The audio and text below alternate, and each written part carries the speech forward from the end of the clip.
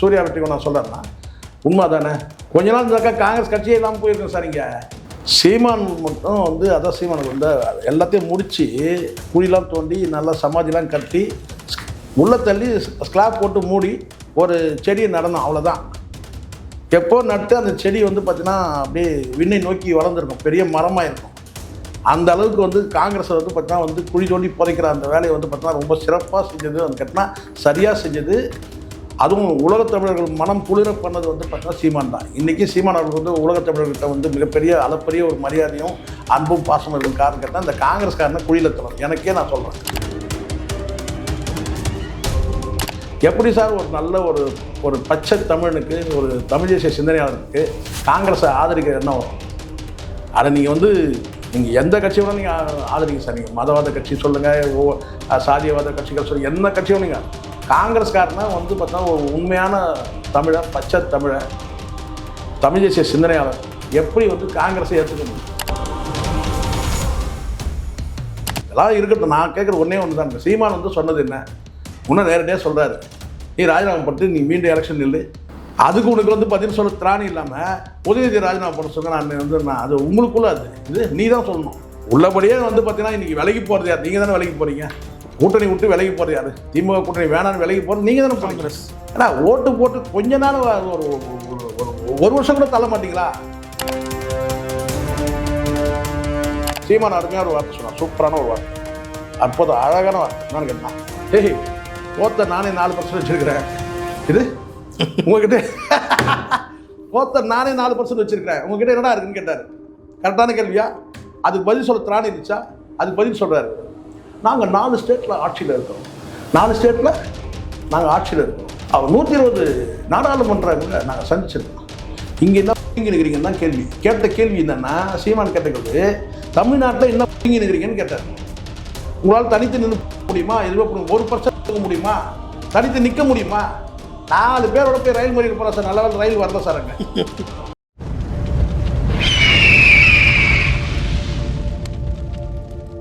அரசியல் கருத நேயர்களுக்கு வணக்கம். இன்று நம்மோது சிறப்பு இருந்த மூத்த பத்திரிகையாளர் சேக்குவரா ஜெய்சங்கர் அவர்கள். வணக்கம் சார். வணக்கம் சார். சமீபத்தில் திமுகவில் ஒரு முக்கிய பிரமுகர் சூர்யா வெற்றிகொண்டான் வந்து ஒரு காணொலியில் பேசும்போது சொல்கிறாரு, 2011 வந்து காங்கிரஸ் தமிழ் மண்ணிலே கால வைக்க வந்து அச்சப்பட்டாங்க, அதுக்கு வந்து காரணம் சீமான் தான், நாங்கள் கண்டுக்காமல் விட்டுருந்தா காங்கிரஸை அப்பயே மண்ணோட மண்ணாக மூடி மறைச்சிருப்பார் சீமான் அப்படின்ற கூடிய ஒரு விஷயத்த வந்து சொல்கிறாரு. இது இப்போது பேசும் பொருளாக ஆகியிருக்கு. எப்படி பார்க்குறீங்க? உண்மையான விஷயம் இது. நான் என்றைக்கும் வந்து நம்ம தம்பி மாதேஷ் கிட்ட பேசும்போது நான் சொல்லியிருக்கேன், சீமான் மட்டும் வந்து அதான் சீமானுக்கு வந்து எல்லாத்தையும் முடித்து குழிலாம் தோண்டி நல்லா சமாதிலாம் கட்டி உள்ளே தள்ளி ஸ்லாப் போட்டு மூடி ஒரு செடியை நடணும், அவ்வளோதான். எப்போ நட்டு அந்த செடி வந்து பார்த்திங்கன்னா அப்படியே விண்ணை நோக்கி வளர்ந்துருக்கும், பெரிய மரமாக இருக்கும். அந்த அளவுக்கு வந்து காங்கிரஸை வந்து பார்த்திங்கன்னா வந்து குழி தோண்டி புதைக்கிற அந்த வேலையை வந்து பார்த்திங்கன்னா ரொம்ப சிறப்பாக செஞ்சது, வந்து கேட்டால் சரியாக செஞ்சது. அதுவும் உலகத்தமிழர்கள் மனம் குளிர பண்ணது வந்து பார்த்தீங்கன்னா சீமான் தான். இன்றைக்கி சீமான் அவர்கள் வந்து உலகத்தமிழர்கிட்ட வந்து மிகப்பெரிய அளப்பரிய ஒரு மரியாதையும் அன்பும் பாசமும் இருக்கும். காரணம் கேட்டால் இந்த காங்கிரஸ்காரனை குழியில் தரும். எனக்கே நான் சொல்கிறேன், எனக்கே வந்து உள்ளபடியே நான் வந்து சீமானை வந்து நான் பெரிதும் நான் மதிக்கிறதுக்கு காரணம் கேட்டால் காங்கிரஸை ஒன்றும் இல்லாமல் பண்ணது தான். 1.5 லட்சம் பேர் கொண்டு குடிச்சு இங்கே இருக்கிற அத்தனை ஆயுதங்களும் கொடுத்து நாசமாக்கி மண்ணோட மண்ணாக்கணும் வந்து பார்த்தோன்னா இந்த காங்கிரஸை ஏன் நம்ம மண்ணோட மண்ணாக்கல சொல்லுங்கள்? அவங்களாவது விதைக்கப்பட்டிருக்கிறாங்க. 1.5 லட்சம் பேர் விதைக்கப்பட்டவங்க தான். அதுதான் இன்றைக்கி தமிழ் தேசியன்றது வந்து மிகப்பெரிய உலக அளவில் இன்றைக்கி வந்து தமிழ் தேசியத்துக்கு வந்து பார்த்திங்கன்னா தனி ஒரு செல்வாக்கும் மதிப்பும் மரியாதையும் மகத்துவமும் இருக்குது. காரணமே என்னென்னு கேட்டிங்கன்னா அந்த 1.5 லட்சம் பேருடைய தியாகம் சிந்தின ரத்தம். அப்போ இந்த காங்கிரஸ்காரனை குழி தோண்டி புதைக்கிறதுல என்ன தப்பு இருக்குது? அதை செஞ்சிருப்ப சீமானை செஞ்சு முடிச்சாரு. என்ன கடைசியாக வந்து உயிர் ஊசலாடிக்கும் போது கேட்டால் வெண்டிலேஷன் கொண்டு போய் வச்சு காப்பாற்றுறது இந்த திமுக தான். துரோகிகளுக்கு இவங்க துணை போனவங்க. அன்றைக்கே பேசப்பட்டது தானே சார். அன்னையிலேருந்து இன்றைக்கி வரைக்கும் மீதியெல்லாம் முச்சத்திலிருந்து முட்டு சத்திலிருந்து காங்கிரஸை சார்ந்தவங்க அத்தனை பேரும் வந்து போய் இப்போ வந்து செட்டில் ஆகிட்டாங்க. இது பப்பு கூட பார்த்தோமா இல்லையா? இன்றைக்கி வந்து இந்தியா கூட்டணியில் யார் இருக்கிறாங்க? திமுகவோட இல்லை, வைகோ போராளி, போர்வால். இவர் போராளி யார்? திரும்ப போராளி. அவர் வந்து போர்வாலும் போராளியும் சேர்ந்து எங்கே போயிட்டாங்க? காங்கிரஸ் கூட்டணியில் போயிட்டு இந்தியா கூட்டணிக்கு இன்றைக்கி வலு சேர்க்குறாங்க. உள்ளபடியே இன்றைக்கி திமுக இல்லை, திமுக எடுத்த நிலைப்பாட்டை எடுத்திருக்கணும் உள்ளபடியே. ஆனால் இன்றைக்கி என்ன திமுக கூட்டணி கூட இன்றைக்கி வந்து பப்புவையும் வந்து பப்பு தானே ராகுல் காந்தி பப்பு தானே, பப்புவையும் காங்கிரஸையும் வந்து பார்த்தீங்கன்னா வந்து தூக்கி பிடிக்கிற டெல்லியில் போய் தூக்கி பிடிக்கிறீங்க. இங்கே தூக்கி பிடிச்சது பத்தாதுன்னு இங்கே ஏற்கனவே வந்து பார்த்தீங்கன்னா வென்டிலேஷனில் வச்சு காப்பாற்றுறதே வந்து திமுக தான். அந்த திமுகவே இந்தியா கூட்டணியில் இன்றைக்கி இல்லை. ஆனால் இவங்க வந்து என்ன செய்கிறாங்க, வந்து போய் இந்திய கூட்டணியில் இருக்கிறத உறுதிப்படுத்திட்டு வராங்கன்னு வச்சுங்களேன். அப்போ உங்களையெல்லாம் வந்து நீங்கள் போராளி போர்வாள் என்னாச்சு பார்த்தீங்களா? ஸோ போலித்தனன்றது தெரிஞ்சிச்சா? இதெல்லாம் இவங்கெல்லாம் போலித்தனமான வந்து தலைவர்கள்ன்ற பேரில் இருக்கிற ஒரு போலித்தனமான நபர்கள். வைகோ சொல்லலாம், வைகோடைய சாதனை தெரியுமா, அவர் எப்பவும் வழக்கமாக சொல்கிறது தான். வைகோ யார் தெரியுமா, எப்படிப்பட்டவர் தெரியுமா? ஆனாலும் நீங்கள் இன்றைக்கி வந்து பார்த்தீங்கன்னா வந்து அந்த தமிழ் தேசியன்ற கொள்கைகள் வந்து சித்தாந்தம் வந்து பார்த்தீங்கன்னா விலகி போய் இன்றைக்கி எங்கே போய் நிற்கிறீங்க போய் பாருங்கள். சோனியா காந்தி வாசலில் போய் நிற்கிறீங்க. அவங்க தான் எல்லாத்தையும் கொடுத்தாங்க, எல்லா ஆயுதத்தையும் கொடுத்து மொத்தமாக வந்து ஒழிச்சு கட்டுங்க. அப்படி பண்ணது அவங்க தானே, அந்த காங்கிரஸ் தானே. எப்படி சார் ஒரு நல்ல ஒரு பச்சை தமிழனுக்கு, ஒரு தமிழ் தேசிய சிந்தனையாளருக்கு காங்கிரஸை ஆதரிக்க என்ன வரும்? அதை நீங்கள் வந்து நீங்கள் எந்த கட்சியோட நீங்கள் ஆதரிங்க சார். நீங்கள் மதவாத கட்சி சொல்லுங்கள், சாதியவாத கட்சிகள் சொல்லுங்கள், என்ன கட்சியோட நீங்கள். காங்கிரஸ்காரனா வந்து பார்த்தா ஒரு உண்மையான தமிழை, பச்சை தமிழை, தமிழ் தேசிய சிந்தனையாளர் எப்படி வந்து காங்கிரஸை ஏற்றுக்க முடியும்? ஆனால் உங்கள் மனசு எப்படி வருது கேட்டால் அதுக்கு ஒரு ரீசன் சொல்கிறீங்க. என்னென்னு கேட்டிங்கன்னா மோடி வந்துடுவார், பிஜேபி வந்துடும் இல்லையா? அதான காரணம். இது தாண்டி வேறு என்ன காரணம் சொல்ல போகிறீங்க? அப்போது கடந்த காலம் அதெல்லாம் அவ்வளோதான், மறந்தாச்சு, விடுங்க. இப்போ இருக்கிறது மட்டும் இப்போ எதுக்கு அதை பற்றி பேசணும்? அப்போ அந்த கொள்கையில் வந்து உறுதியாக நிற்கிறது இன்றைக்கி வந்து நாம் தமிழ் தானே. ஈழ மக்கள் உரிமைக்காக வந்து பார்த்தீங்கன்னா வந்து தன் கட்சியிலேயே வந்து பார்த்தீங்கன்னா ஒரு கொள்கையாக வகுத்தது வேறு எந்த கட்சி நீங்கள் சொல்லுங்கள். வேற அளவுக்கு பேசலாம். நீங்கள் ஈழத்தமிழ் உரிமை குறித்து நீங்கள் வந்து மைக்கில் பேசலாம், கட்சியோட கொள்கையில் சொல்லுங்கள். அப்போ கட்சியோட கொள்கை இருந்ததுன்னா நீங்கள் எப்படி சார் வந்து காங்கிரஸோட போய் நீங்கள் கை கொடுக்க முடியும்? அதுக்கு பதில் சொல்லுங்கள். எப்படி போக முடியும்? இன்றைக்கி மாணிக் தாகூர் வந்து பேசுகிற பேச்சை பார்த்தீங்களா, வார்த்தைகளை கவனிச்சிங்களா? நான் வந்து என்ன சொல்கிறதுன்னு தெரியல. கேட்ட கேள்வினா அதுக்கு பதில் சொல்லாமல் உப்பு போட்டு சோர்த்துட்டேன்னா நான் என்ன சொன்னேன்? ஆமாங்க, நான் டாட்டா சால்ட்டு உப்பு போட்டு, சீமான் கேட்குறாரு உப்பு போட்டு சோர்த்துங்கிறீங்களா இல்லையான்னு கேட்குறாரு வச்சுங்களேன். மானம் சூடு சொர்ணம் ஏதாவது இருந்ததுன்னா அந்த காங்கிரஸ்காரன்னு கேட்குறாரு, வெளிப்படையாக கேட்குறாரு. அது உள்ளபடியே நீ என்ன சொன்னோம்? எங்களுக்கு மானம் ஈனம் சூடு சொரம்லாம் இருக்குன்னா எப்படி இருக்குதுன்றதை அதுக்கு விளக்கம் கொடுத்துட்டு உப்பு போட்டு சோர்த்துங்கிறா நீங்கள் சொன்னோம். நான் கல் உப்பு போட்டு சாப்பிட்றேன், இல்லை வந்து தூத்துக்குடியிலேருந்து இறக்குமதி பண்ணிக்கிறேன், அப்படி இல்லைன்னா வந்து பார்த்தீங்கன்னா வந்து டாட்டா சால்ட்டு சாப்பிட்றேன், இப்படி தானே நீங்கள் சொல்லணும். உப்பு போட்டு சோர்த்துனீங்கன்னா ஆமாங்க நான் பாருங்கள் உப்பு போட்டு சோர்த்துன்றதை நீங்கள் சொல்லணும்னா அதை நிரூபிக்கணும்ல. அவர் கேட்குற கேள்விக்கு பதில் சொல்லணும்ல. அதை விட்டுட்டு ராஜினாமா பண்ணி வந்து நீங்கள் தனியாக நின்றுங்கன்னு சொல்கிறாருன்னா உள்ளபடி நீங்கள் அதை சவாலை வந்து ஏற்றுக்கிறதுக்கு உங்களுக்கு தெம்பும் திராணியும் இல்லை. இப்போ என்ன சொன்னீங்கன்னா உதயநிதியை வந்து ராஜினாமா பண்ண சொல்லுங்கள். அதே நாங்கள் சொல்லணும், நீ சொல்லு. நீங்கள் தானே கூட்டணியில் நீங்கள் தானே வந்து பார்த்தா மாற்றி மாற்றி முதுகில் குத்திக்கிறீங்க. இப்போ முதல்ல யார் குத்துறதுன்றது இவங்களுக்குள்ள தான் போட்டி நடக்குது. நீ போய் சொல்லு வந்து உதயநிதி கிட்ட ராஜினாமா பண்ண சொல்லி. அது எதுக்கு சீமான் சொல்லணும்? உங்ககிட்ட கேட்டுக்காத இந்த கவுண்டமணி ஒரு படத்தில் சொல்லுவார்ல, நம்ம ஒரு கேள்வி கேட்டால் நம்மளே அசந்து போகிற மாதிரி ஒரு பதில் சொல்லுவாங்க. அந்த மாதிரி தான் இருக்குது மாணிக் தாக்கூருடைய இது. முதல்ல நீங்கள்லாம் யார்? மாணிக்கம் தாக்கூர்ன்றீங்க. நீங்கள்லாம் வந்து ரவீந்திரநாத் தாக்கூருக்கும் உனக்கு என்ன சம்பந்தம்? இதெல்லாம் நம்ம எவ்வளோ கேட்க வேண்டியது இருக்குது. இதெல்லாம் இருக்கட்டும். நான் கேட்குறது ஒன்றே ஒன்று தான். சீமான் வந்து சொன்னது என்ன? இன்னும் நேரடியாக சொல்கிறாரு, நீ ராஜினாமா பண்ணிட்டு நீ மீண்டும் எலெக்ஷன் நில்லு. அதுக்கு உனக்கு வந்து பதில் சொல்ல திராணி இல்லாமல் உதயநிதி ராஜினாமா பண்ண சொல்ல நான் அது உங்களுக்குள்ள இது நீ தான் சொல்லணும். உள்ளபடியே வந்து பார்த்தீங்கன்னா இன்றைக்கி விலகி போகிறது யார்? நீங்கள் தானே விலகி போகிறீங்க.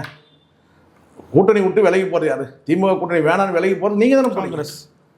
ஏன்னா ஓட்டு போட்டு கொஞ்ச நாள் ஒரு வருஷம் கூட தள்ள மாட்டீங்களா? ஓட்டு போட்ட மக்கள் காரி துப்புறாங்களா இல்லையா? ஒரு வருஷம் உங்களால் ஒப்பேற்ற முடியாதா? 5 வருஷத்துக்கு கூட்டணி போட்டிங்க, ஒரு வருஷத்துக்கு உங்களால் வந்து இணக்கமாக இருக்க முடியாதா? ஒரு வாரத்தில் வந்து பிரிஞ்சு போய் இன்னொரு கட்சியோட போகிறீங்க. வெக்கமான அப்போ சீமான் கருத்தை தப்பு நியாயமான கேள்வி. சீமான் கருத்து வெக்கம் மானம் சூடு சொர்ணம் உங்களுக்கு எதுவுமே கிடையாதா? ஈனம் மானம் சூடு சொர்ணம். அது கேட்கும் போது ரொம்ப சந்தோஷமாக இருந்துச்சு எனக்கு. சீமான் கேட்கும்போது ரொம்ப உள்ளபடியே ரொம்ப மனசுக்குள்ளே சந்தோஷமாக இருந்துச்சு, குதூகலமாக இருந்துச்சு. ஆஹா சூப்பர், இப்படி தான் கேட்கணும் உள்ளபடியே. இப்போ வந்து வெற்றிகொண்டான் சொல்கிறாருன்னா, சூர்யா வெற்றிகொண்டான் சொல்கிறாருன்னா உண்மை தானே? கொஞ்ச நாள் இருந்தாக்கா காங்கிரஸ் கட்சியே இல்லாமல் போயிருக்கோம் சார். இங்கே ஒரு சீட்டு 2 சீட்டு கூட பார்த்தீங்கன்னா நீங்கள் கூட்டணி வச்சா கூட கூட்டணி சேர்த்தால் வந்து சிக்கல். இப்போ நான் கேட்குற திமுக என்ன சிக்கல்? இவங்களுக்கு வாரி கொடுத்து அந்த 27 சீட்டை இவங்க நின்று நான் கூட ஒரு 10 சீட்டு வந்துருவாங்க. காங்கிரஸ் மைனஸ் என்பதை வந்து புரிஞ்சிக்காமையே வந்து தூக்கி சுமந்தாங்க திமுகவில். உண்மைதான், காங்கிரஸ் வந்து மைனஸ் 21 அவங்கள ஒழிச்சிருக்கலாம். அப்போது ஒரு பயந்து தான் இவங்க கூட்டணி வச்சாங்க. இப்போ பாருங்களேன், இப்போ வந்து இப்போ இந்த ஜெயிச்சிருக்கிற யாராவது இந்த இவங்க விடுங்க சார், டிவிக்கு புதுசாக வந்தவங்க சார், இந்த காங்கிரஸில் இப்போ இருக்கிறாங்கல்ல ஜெயிச்சது யாராவது இதுக்கு முன்னாடி தெரியுமா சார் பேரை? இல்லை. அந்த பகுதி மக்களுக்காக தெரியுமான்னு தெரியல. அப்போது காங்கிரஸுக்கு அடையாளம் கொடுக்குற இடத்துல தான் வந்து திமுக இருந்தது. இன்றைக்கி டிவிக்கு இருக்குது, அவ்வளோதான். இப்போ இவங்க வெங்கடேஷ் வச்சு காப்பாற்றுனாங்க, இப்போ விஜய் வச்சு காப்பாற்றுறாங்க. அவசியமே இல்லை. எதிர்காலத்தில் கூட நான் சொல்கிறேன், காங்கிரஸ் வந்து கட்சியில் அவசியமே தேவையே இல்லை. இப்போ அந்த காங்கிரஸோட கூட்டணி டிவிக்கே போகிறதுனால தான் இப்போ பார்த்தீங்கன்னா சென்ட்ரல் கவர்மெண்ட்லேயும் நெருக்கடி வரப்போகுது. இப்போதைக்கு கடந்து போகிறாங்க, ஆனால் எதிர்காலத்தில் ஒரு நெருக்கடி வரும். ஆனால் தான் அவங்க காங்கிரஸ் வந்து 29 வரைக்கும் போட்டான் அக்ரிமெண்ட். எது? ஏன்னா இங்கே அக்ரிமெண்ட் போட்டால் அப்படியே இவங்க யாரும் மீற மாட்டாங்க பாருங்க. 29க்கும் சேர்த்து நாங்கள் வந்து ஆதரவு தரோம் அப்படின்னு சொல்லிட்டு. என்னை பொறுத்த வரைக்கும் நான் சொல்கிறேன், வந்து வெற்றி கொண்டான்னு சொன்னது சரியான கருத்து. அதை சொல்கிறதுக்காக திமுகவில் வந்து ஒரு ஆள் இப்போ வந்து வெளியே வந்து வெளிப்படையாக சொல்கிறீங்களே, தலைவர்கள் சொல்ல முடியாது. நாங்கள் மட்டும் இல்லைன்னா வந்து சீமான் ஒழிச்சிருப்பார் அப்படின்னு சொல்லி சொன்னோன்னா அது கிட்டத்தட்ட நீங்கள் இருந்தாலும் ஒழிச்சார், அது உண்மை. அதை முதல்ல சொல்லணும். இன்னமும் நாங்கள் இல்லைன்னா உங்களோட சேர்ந்து அவங்களோட சேர்ந்து நீங்களும் தான் ஒழிஞ்சிங்க. இப்போ 2011 ஒழிஞ்சிங்க இல்லை, உண்மை அதானே. தோல்வியெலாம் நீங்கள் பார்த்தீங்கன்னா காங்கிரஸால் ஏற்பட்ட தோல்வி தானே. அதுவும் 11 தான் நான் சொல்கிறேன். தொடர்ச்சியாக வந்து காங்கிரஸால் இழப்பு தான். உங்களுக்கு என்னன்னு கேட்டால் பிஜேபிக்கு ஒரு மாற்று வேணும் தேசிய அளவுன்னு சொல்லிட்டு நீங்கள் தொங்கிட்டு இருந்தீங்க.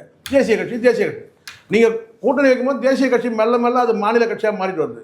இன்றைக்கி மாணிக் தாக்கூர் சொன்னார் கேட்டால் வந்து சீமான் அருமையான ஒரு வார்த்தை சொன்னார், சூப்பரான ஒரு வார்த்தை, அற்புதம் அழகான வார்த்தை. என்னன்னு கேட்டால், ஹே தோத்த நானே 4% வச்சுருக்கிறேன். இது உங்ககிட்ட தோத்த நானே 4% வச்சுருக்கிறேன், உங்ககிட்ட என்னடா இருக்குன்னு கேட்டார். கரெக்டான கேள்வியா? அதுக்கு பதில் சொல்ல திராணி இருந்துச்சா? அதுக்கு பதில் சொல்கிறாரு, நாங்கள் 4 ஸ்டேட்டில் ஆட்சியில் இருக்கிறோம். 4 ஸ்டேட்டில் நாங்கள் ஆட்சியில் இருக்கிறோம். அவர் 120 நாடாளுமன்றங்களை நாங்கள் சந்திச்சிருக்கோம். இங்கே என்ன புடுங்கி நிற்கிறீங்கன்னு தான் கேள்வி. கேட்ட கேள்வி என்னென்னா, சீமான் கேட்ட கேள்வி, தமிழ்நாட்டில் என்ன புடுங்கி நிற்கிறீங்கன்னு கேட்டார். உங்களால் தனித்து நின்று பிடுங்க முடியுமா? எதுவே பிடுங்க 1% பிடுங்க முடியுமா? பிடுங்க முடியாது. தனித்து நிற்க முடியுமா? 4 பேரோட போய் ரயில் மறியல் போகிறோம் சார். நல்ல ரயில் வரல சார் அங்கே. ஏன்னா 4 பேர் தூக்கிறதுக்கு வந்து பார்த்தீங்கன்னா வந்து கார்பரேஷன் லாரி தான் வந்துருக்கணும். பேசலாம். அன்றைக்கி எங்கே போயிருந்த நீ? நான் கேட்குறேன். நான் ரயில் மறியல் போகிறார்ல, அந்த மாணிக் தாக்கூர் அப்போ எங்கே போயிருந்த நீ? மறியல் போகிறதுக்கு போயிருக்கணும் இல்லை. இன்னைக்கு பதில் பேச தெரியாமல் பேசிட்டு இருக்கிற. கேட்ட கேள்வி என்ன, அந்த கேள்விக்கு பதில் வேணும். முதல்ல சீமான் கேட்ட கேள்வி என்ன? சீமான் கேட்ட கேள்வி என்ன? தோத்த நானே 4% வச்சுருக்கிறேன், உங்ககிட்ட என்ன இருக்குன்னு கேட்டார். நீ என்ன சொல்லணும்? இல்லைங்க நான் தனித்து நின்று நாங்கள் வந்து 10% கூட நான் வாங்கிறோம். நீ ஒரு வெறும் வாய் சாப்பிடாலாம் விட முடிஞ்சுச்சா? வெறும் வாய் வார்த்தை. நாங்கள் தனித்து நின்று 10% நாங்கள் வாங்கிறோம். சவாலுக்கு ரெடியா? கூட்டியா? கூப்பிடல.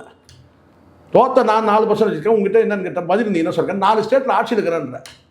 இங்கே தமிழ்நாட்டை என்ன பிடிங்கி நிற்கிறன்றது தான் கேள்வி. இங்கே அதுக்கு பதில் இல்லைல்ல, அவ்வளோதான், மூடிட்டு போக வேண்டியது தான்.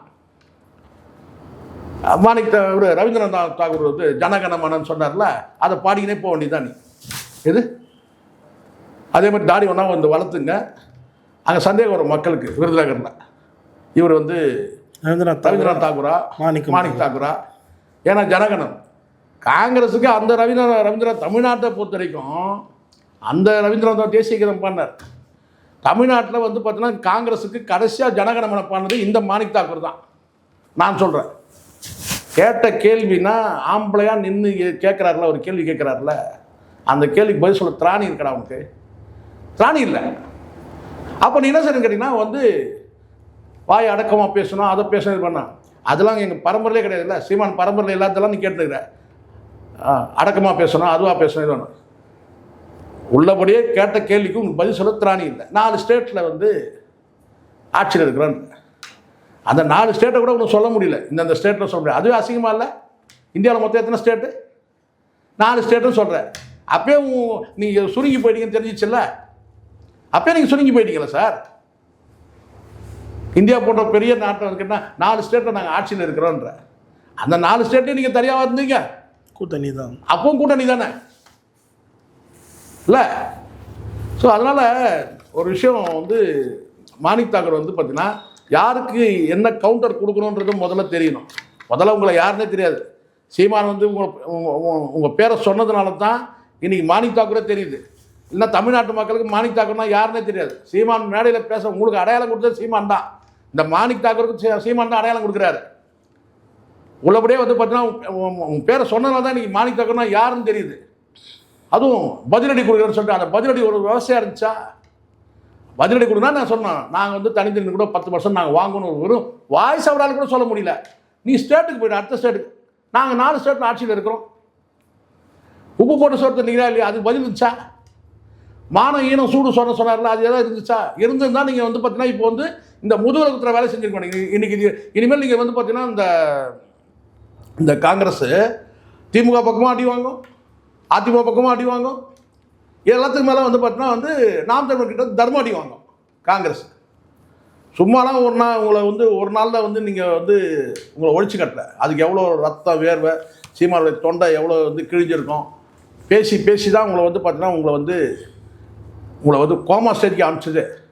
இன்னும் கொஞ்சம் பொறுத்து இருந்தால் ஒன்றுமே இல்லாமல் போயிருக்கும். ஆனால் இங்கே வென்டிலேஷன் கொடுத்து காப்பாற்றணும். அந்த வென்டிலேஷன் கொடுத்தவனுக்கு முதுகில் குத்துனீங்க பாருங்க. அதுதான் இப்போ இன்றைக்கி காங்கிரஸ் எப்படி இருக்குன்னா 4 கூறாக இருக்குது. சீமான் சொன்னது கட்சியாராது ஆளாளுக்கு ஒரு பக்கம் இருக்கிறீங்க. ஒரு பக்கம் டிஎம்கே ஆதரிக்கிற ஒரு கூட்டம், இன்னொரு பக்கம் டிவிக்கே ஆதரிக்கிற கூட்டம். வாய்ப்பு இருந்தால் வந்து ஏடிஎம்கே பக்கம் கூட போயிடுவாங்க போல. அப்படி தானே இருக்குது. அசிங்கமால 27 சீட்டு வாங்கிட்டு நீங்கள் போய் வந்து ஒரு 5 சீட்டு ஜெயிக்கிறீங்கன்னா அதிலே தெரியல. அதே திமுகவில் தான் ஜெயிச்சிருக்கீங்க. தயவில் தான் காங்கிரஸ் வந்து உள்ளபடியே செய்து திமுக இந்த முறை செய்த மிகப்பெரிய அரசியல் பிழையாக இருக்குன்னா காங்கிரஸை கழட்டி விட்டுருணும். நீ எங்கன்னா போய் சேர்ந்துக்க போ, அதை செஞ்சுருக்கணும். அது ஒரு வேளை அப்படி செஞ்சுருந்தா இந்த டிவிக்கு இந்த அலையில் போய் இந்த அலை இருக்குல்ல, இந்த அலையில் போய் வந்து பார்த்தீங்கன்னா வந்து ஒரு 10 பேர் உயிர் பெற்றிருப்பான். அந்த வகையில் வந்து பார்த்தீங்கன்னா ஒரு நல்லது நடந்திருக்கு, கெட்டதுலேயும் ஒரு நல்லது நடந்திருக்கு. இவனை எப்போ ஒழிச்சிருக்குன்னா 21 ஒழிச்சிருக்கணும். 21 வந்து பார்த்தீங்கன்னா இவங்க துரத்தி விட்டுருந்தாங்கன்னா இவங்க போக்கிடமே எல்லாம் போயிருக்கும். பிஜேபி உள்ள வந்துடும் சொல்லிட்டு பார்த்தீங்கன்னா 21 கூட 21 வந்து பார்த்தீங்கன்னா இவங்க வெளியே துரத்திருக்கணும், போக்கிடலாம் போயிருப்பாங்க நிச்சயமா. அன்றைக்கி இது திமுக வந்து பார்த்தீங்கன்னா இவங்களை சேர்த்து அணைச்சினுடைய விளைவு தான் இன்றைக்கி. நல்ல வேலை இப்படியாவது சேர்த்து இருக்கணும். 5 சீட் இருந்தாக்கா இந்த டிவி கேட்டு போனால் இங்கே ஏறினாங்க ஒரு 10 பேர் எப்படி ஜெயிச்சாலும் தெரியாமல் இருக்கிறான். அதில் போய் இந்த கும்பலில் சேர்த்து ஒரு 10 பேர் ஜெயிச்சிருப்பான். அது வேணால் நடந்திருக்கும். ஓகே சார், இறுதியாக ஒரே ஒரு கேள்வி சார். நேற்று சிங்கப்பெண் அதிரடி படையோட அந்த தொடக்க விழா வந்து விஜய் அவர்கள் தொடங்கி வைத்தார். அதில் முதல்வர் விஜய் அவர்கள் பேசும்போது இன்னொரு விஷயத்தை வந்து சொல்லுங்கள், ட்ரோன் மூலமாக கண்காணிக்கும் விஷயத்தை வந்து இந்தியாவிலே முதல் முறையாக அறிமுகம் செய்கிறேன் அப்படின்னு கூடிய ஒரு விஷயத்தை வந்து முதல்வர் சொல்கிறார். ஆனால் ஆல்ரெடி அது வந்து புழக்கத்தில் தான் இருக்குது. எப்படி வேற ஒன்று இதனாக பெரிய ஸ்பெஷலைட் ஒன்று இருக்குது சொல்லவா இருக்குன்னா ஏன்னா வேறு எதனா இருக்குமா வந்து பார்த்தீங்கன்னா, ஏன்னா என் பிள்ளைகள் வந்து பார்த்தீங்கன்னா வந்து 3 பிள்ளைகள் வந்து பல முறை வந்து பார்த்தீங்கன்னா அதுவும் கல்லூரி படிக்கிற பிள்ளைகள் கூட வந்து பார்த்தீங்கன்னா பஸ்ஸில் வந்து இலவசம். கல்லூரி படிக்கிற பிள்ளைகளுக்கும் மாணவர்களுக்கும் கவர்மெண்ட் காலேஜில் பச்சா இலவசம். உள்ளபடியே வந்து பார்த்தீங்கன்னா அந்த திட்டத்தை வந்து பார்த்தீங்கன்னா இவர் என்ன சொல்கிறாருன்னா, அந்த பார்த்திபன் ஒரு அமைச்சர் வந்திருக்கிறாருல, அந்த நீங்கள் சொல்லிட்டு அடிப்பார் பாருங்க, அதான் ஒரு வித்தியாசமாக சொல்லிட்டு அடிப்பார் இல்லையா. அவர் என்ன சொல்கிறார் கேட்டால் வந்து பஸ்ஸில் வந்து மாணவர்களுக்கு வந்து இலவசம். இது ஏன்னு இருக்குது மதிய உணவு திட்டம், மதிய உணவு எல்லாமே வந்து பார்த்தீங்கன்னா வந்து என்ன இருக்கிற திட்டத்தை சார். இப்போ நான் சொல்கிறேன் சார், இந்த சிங்கப்பெண் அந்த படை இருக்குல்லன்னு சொன்னால் உள்ளபடியே வந்து ஏற்கனவே மகளிர் காவல் நிலையம் கொண்டு வந்தது உங்களுக்கு தெரியும், ஜெயலலிதா தான் கொண்டு வந்தாங்க. மகளிர் வந்து பார்த்தீங்கன்னா அந்த காவல்துறை அதிகாரிகளே போதுமானது வேணால் கூடுதலாக வந்து பார்த்தீங்கன்னா எவ்வளோ பேர் வந்து பணியமர்த்தலாம் சொல்லி கூடுதல் பணியமர்த்தலாம். ஃபோர்ஸ் பத்தலைன்னு சொன்னால் அதை பண்ணுவோம். இந்த சிங்கப்பெண் படை இருக்குன்னா ஒரு யூனிஃபார்மை தான் மாறி இருக்க தவிர அந்த யூனிஃபார்மு கூட காசு வசூல் பண்ணாங்களாம். 2300 வந்து காசு. இது எவ்வளோ பெரிய கொடுமை. எதை இலவசம் கொடுக்கணும்னு கூட இந்த அரசுக்கு தெரியல சார். உள்ளபடியே வந்து பார்த்தீங்கன்னா அது என்ன சார், ஒரு 2300 வந்து பார்த்தீங்கன்னா ஒரு காவலருக்கு 2300. இதை வந்து அவங்க பேமெண்ட்லேருந்து வாங்கணுமா நான் கேட்குறேன். ஒவ்வொரு குடும்பத்தில் இஎம்ஐ கட்டிங்கன்னா அதை கட்டிட்டு எவ்வளோ கஷ்டம் இருக்குது தெரியுமா. காவலர் குடும்பம்னா செழிப்பாக இருக்கிறதா ஒரு மக்கள் பார்வையில் இருக்குது. ஒவ்வொரு குடும்பத்திலையும் எவ்வளோ சிக்கல் இருக்குது. இப்போ நான் அவங்க வந்து 2300 ஒதுக்கணும்னு சொன்னால் அதுவும் ஒரு சீருடைக்கு 2300 ரெண்டாண்டு கூட தெரியல, சரிங்களா? ஆனால் 2300 சீருடைன்னு. அது ஷூ என்ன, ஷூ வந்து புதுசாக வாங்கினா அதுக்கு பணம், ஸோ பெல்ட்டுக்கு பணம், ஷூக்கு பணம். இதெல்லாம் வந்து இதை கூட இலவசமாக இந்த அரசு தர முடியாதா? இந்த சிங்கப்பெண் படைக்காக பண்ண முடியாதா? கேட்டால் இவ்வளோ ஒதுக்கியிருக்கிறேன் அவ்வளோ ஒதுக்கியிருக்குன்றாங்க. சரி, இது எல்லாம் கூட போட்டோம். இப்போ சிறப்பு அதிரடிப்படை தானே சொன்னாங்க. சிங்கப்பெண் சிறப்பு அதிரடிப்படை. என்ன சிறப்பு? சிறப்புனா என்ன சிறப்பு? இது வரைக்கும் தெரியல. எங்கேயாவது நானும் தேடி தேடி பார்க்குறேன். சிறப்புனா இப்போ நார்மலாக இருக்கக்கூடிய, அதாவது இப்போ மகளிர் காவலர்களுக்கும் இந்த சிறப்பு அதிரடிப்படைக்கு என்ன டிஃபர் என்ன அப்படின்னு தெரியல. யூனிஃபார்ம் மட்டும்தான் டிஃபரா அப்படின்னு ஒன்று இருக்குது. ஸோ எனக்கு வந்து இப்போது எடுத்தெடுப்புலையுமே இப்போ வந்து இந்த சிறப்பு அதிரடிப்படை என்ன பணிகளை செய்ய போகிறாங்கன்றது வந்து நமக்கு தெரியாத போது அதை வந்து பார்த்தீங்கன்னா அது வேஸ்ட்டுன்னு சொல்ல முடியல. ஆனால் இப்போ நடந்திருக்கிற வரைக்கும் பார்த்தீங்கன்னா ஏற்கனவே வந்து உங்களுக்கு மகளிர் காவலர்கள் இருக்கிறாங்க, காவல் நிலையம் தனியாகவே இருக்குது. அதையே நீங்கள் செம்மைப்படுத்தலாம். எனக்கு நேற்றைய தினம் ஒரு நண்பர் ஒருத்தர் சொன்னார், சார் வந்து எண்ணிக்கையில் சொன்னார் என்னன்னாக்கா, இவ்வளோ பணிகள் வந்து பார்த்திங்கன்னா வந்து காவல்துறையில் வந்து வேக்கன்சி வந்து இருக்குது, அந்த வேக்கன்சியெல்லாம் வந்து ஃபில் பண்ணாலே ஒரு புத்துணர்ச்சி கிடைக்கும். எப்படின்னு சொன்னார்னா, இப்போ உதாரணத்துக்கு ஒரு ஆய்வாளர் பதவி வேக்கண்ட்டாக இருக்குன்னா அங்கே இருக்கிற ஃபில் பண்ணும்போது வந்து பார்த்திங்கன்னா கீழே டைரெக்டாக ஃபில் பண்ணாமல் ப்ரொமோஷனில் ஃபில் பண்ணாலும் கூட சப் இன்ஸ்பெக்டர் வந்து இன்ஸ்பெக்டர் ஆவார். ஸோ எஸ்ஐ போஸ்ட்டில் இருக்கிற இடத்துல வந்து ஏட்டு வருவார். இப்படி வந்து கீழே வந்து வருவார். இதுவே ஒரு புத்துணர்ச்சி தான். அதாண்டி நீங்கள் வந்து பார்த்தீங்கன்னா வந்து கூடுதலாக வந்து பார்த்தீங்கன்னா வந்து ஃபோர்ஸ் பத்தலைன்னு சொன்னால் கூடுதலாக வந்து இப்போ இருக்கிற சூழலுக்கு வந்து அப்படியே வந்து இன்க்ரீஸ் பண்ணலாம், போஸ்டிங் இன்க்ரீஸ் பண்ணலாம், புதிய காவலர்கள் தேர்வு செய்யப்படலாம். காலி பணியிடங்கள் நிறைய இருக்கு. ஆமாம், இதெல்லாம் காலி பணியிடம் வந்து நிரப்பாமல் இது வந்து வெறும் கவர்ச்சின்ட்டார். என் நண்பர், நெருங்கிய நண்பர் இருக்கு, அவரே சொல்கிறார், இது வெறும் கவர்ச்சி, ஒரு சீன் கிரியேட் பண்ணுறாங்க, அவ்வளோதான். புரியுது. இதில் நீங்கள் யாரும் சொல்ல முடியும். இப்போ ஆட்சியாளர்கள் தான் இதை முடிவு பண்ணுறாங்க. காவல்துறை அதிகாரிகளை விட இதை இப்படி ஒரு படையை உருவாக்கணுன்றது என்னை கேட்டால் நவீனமயமானது. காவல்துறை வந்து நவீனமானது ஜெயலலிதா அவர்கள் காலத்தில் தான். அது கடலோர காவல்படையாக நவீனமயமான தான் ஜெயலலிதா அவர்கள் வந்து காலம் வந்து பார்த்தீங்கன்னா காவல்துறைக்கு வந்து பொற்காலம்னே சொல்லலாம். அந்த அளவுக்கு வந்து நிறைய செஞ்சாங்க அந்த அம்மா, சரிங்களா? ஆனால் இந்த அரசு வந்து முதல்ல வந்து விடுபட்டு, அதாவது காலி இருக்கிற இடங்களை வந்து நிரப்புறது பெரிய விஷயம் சார். அது யாருமே பேசவே இல்லை சார், யாருமே பேசவே இல்லை. எவ்வளோ காலி பணியிடங்கள் இருக்குது. அதுக்கு நீங்கள் வந்து இப்போ நீங்கள் ஏதோ நீங்கள் அறிக்கை வரீங்களா, காலி பணம் இப்போ இந்த இடத்துல நீங்கள் அறிவிச்சிருக்கலாம். முதலமைச்சர் இப்போது விஜய் அவர்கள் வந்து இந்த கூட்டத்திலே வந்து பார்த்தீங்கன்னா எவ்வளோ காலி பணியிடங்கள் இருக்குது, இந்த அரசு வந்து இந்த காலி பணியிடங்களில் கணிசமான அளவு இந்த ஆண்டு நிறைவு செய்வோம், நிரப்போம், அடுத்த ஆண்டு நிரப்போம், இப்படி ஒரு. ஆனால் அது குறித்து எதுவுமே பேசலைன்றதே வந்து காவல்துறையில் வந்து ஒரு ஏமாற்றமாக இருக்குது. காலி பணியிடங்கள் நிரப்புங்க சார். நீங்கள் வேறு எங்கே போனாலும் நீங்கள் அப்புறம் பொறுமையாக பண்ணுங்கள் சார். இப்போ இருக்கிற வந்து பார்த்தீங்கன்னா ஃபோர்ஸ் பத்தலை சார்.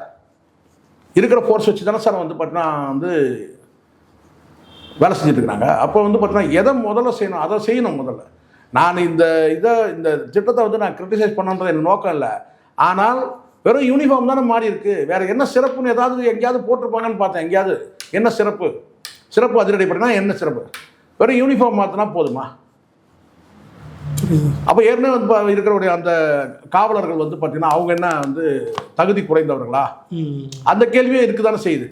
மகளிர் காவலர்கிட்ட இரவு பகலாக வேலை செய்யக்கூடிய வந்து காவலர்கள் இருக்கிறாங்க, அதிகாரிகள் இருக்கிறாங்க. அப்போ அவங்கள காட்டிலும் வந்து இந்த சிங்கப்பெண் அதிரடிப்படை வந்து சிறப்பு அதிரடிப்படை என்ன ஸ்பெஷல்? எதுவுமே விளக்கமே இல்லை.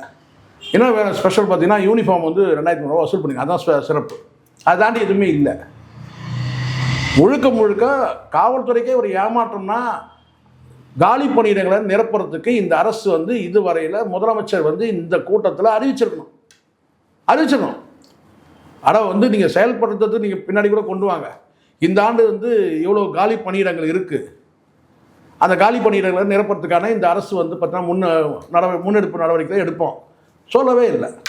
அது ஏமாற்றம் தானே காவல்துறைக்கு. நிச்சயமாக மக்களுக்கும் வந்து பார்த்தீங்கன்னா ஒரு நம்பிக்கை வரும் சார். நீங்கள் வந்து காவல்துறையில் வந்து நீங்கள் பணியாளர்கள் கூடுதலாக நீங்கள் நியமனம் பண்ணுறீங்கன்னு சொன்னால், இல்லை காலி பணியிடங்களை நிரப்புறீங்கன்னு சொன்னால் மக்களுக்கே ஒரு நம்பிக்கை வரும்.